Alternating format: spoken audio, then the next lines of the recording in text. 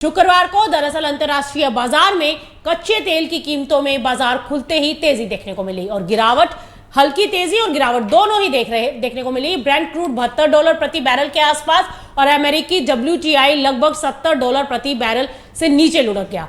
यानी कि बाजार अभी अपनी अगली दिशा तय नहीं कर पा रहा। इसके पीछे की सबसे बड़ी वजह है मध्य पूर्व की बदलती हुई तस्वीर, क्योंकि अमेरिका और ईरान के बीच चल रही बातचीत को लेकर उम्मीदें बढ़ रही हैं।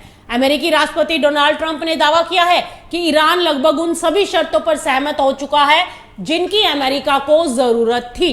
हालांकि दूसरी ओर रिपोर्ट्स ये कहती है कि ईरान अभी होर्मुज पर अपने दावे छोड़ने को तैयार नहीं है। अमेरिका ने इसके बदले प्रतिबंधों में राहत और अरबों डॉलर की जमी हुई रकम जारी करने का प्रस्ताव दिया, लेकिन ईरान ने फिलहाल इसे स्वीकार नहीं किया है।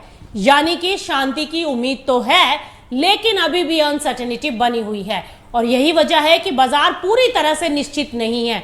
अब बात सप्लाई की जाए तो जैसे जैसे होर्मुज से तेल की आवाजाही सामान्य हो रही है, दुनिया में कच्चे तेल की उपलब्धता तेजी से बढ़ रही है। याद रखिए, दुनिया के रोजाना होने वाले तेल और LNG व्यापार का लगभग 20% हिस्सा इसी समुद्री रास्ते से गुजरता है और इस मार्ग के खुलते ही खाड़ी देशों ने उत्पादन बढ़ाना शुरू कर दिया। कुवैत का उत्पादन मई में करीब 5,80,000 बैरल प्रतिदिन से बढ़कर 16,50,000 प्रतिदिन बैरल पहुंच गया।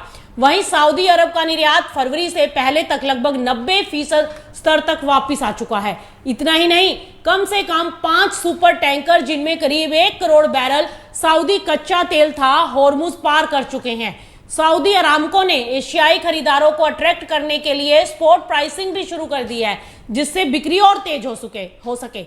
दूसरी तरफ कम कीमतों का फायदा उठाते हुए चीन की स्वतंत्र रिफाइनरियां भी बड़ी मात्रा में कच्चा तेल खरीद रही हैं।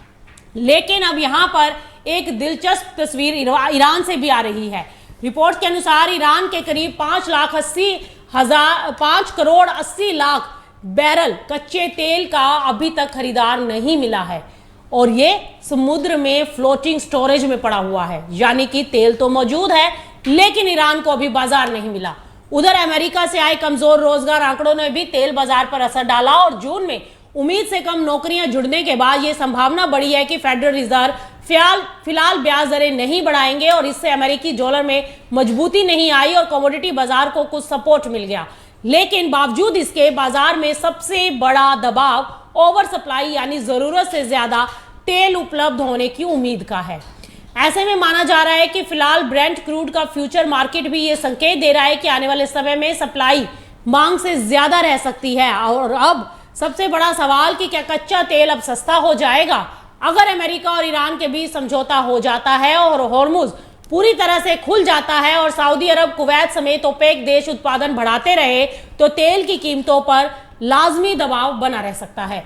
लेकिन अगर किसी भी वजह से मध्य पूर्व में तनाव फिर बढ़ा या होर्मुज में कोई भी रुकावट आई तो कुछ ही दिनों में आप वापस से देखेंगे कि कच्चे तेल की कीमतों में उछाल आ जाएगा। भारत के लिए अब इसका क्या मतलब है? अब बता दें आपको कि भारत अपनी जरूरत का करीब 85% कच्चा तेल इंपोर्ट करता है। इसीलिए अगर विदेशी बाजार में तेल सस्ता रहेगा तो देश का आयात बिल कम होगा, महंगाई पर राहत मिलेगी और उम्मीद की जा सकती है कि भविष्य में पेट्रोल डीजल की कीमतों पर भी इसका पॉजिटिव असर देखने को मिलेगा।